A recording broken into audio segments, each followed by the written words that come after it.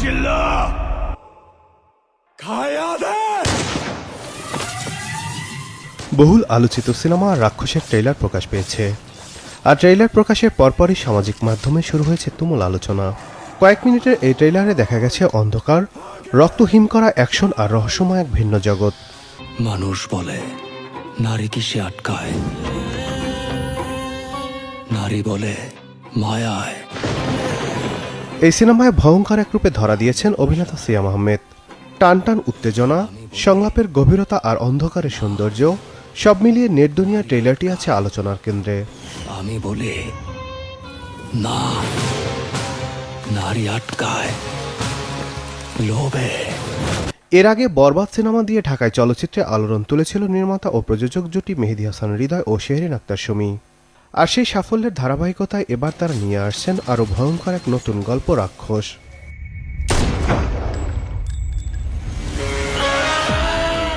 গত ডিসেম্বরে প্রকাশ করা হয়েছিল সিনেমাটির প্রথম ঝলক। মাত্র কয়েক সেকেন্ডে সেই টিজারে স্পষ্ট হয় রাক্ষস বরবাদের চেয়ে আরও অন্ধকার, আরও তীব্র। चिल्लू खाया दे। ট্রেলারে অদ্ভুত একটি বিষয় দর্শকদের কৌতূহল বাড়িয়েছে।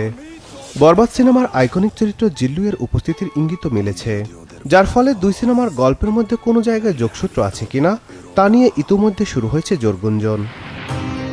জুলিয়েট আমার, পৃথিবীতে ভালোবাসা বলতে আমি তোরেই বুঝি। এই সিনেমায় সিয়াম আহমেদের সঙ্গে জুটি বেঁধেছেন ওপার বাংলার অভিনেত্রী সুস্মিতা চ্যাটার্জি। সব ঠিক থাকলে আসন্ন ঈদুল ফিতরের প্রেক্ষাগৃহে মুক্তি পাবে রাক্ষস। তোর কষ্টে আমি কামতাম। I want to sleep with you. Desk report, channel 24। আইতাছি।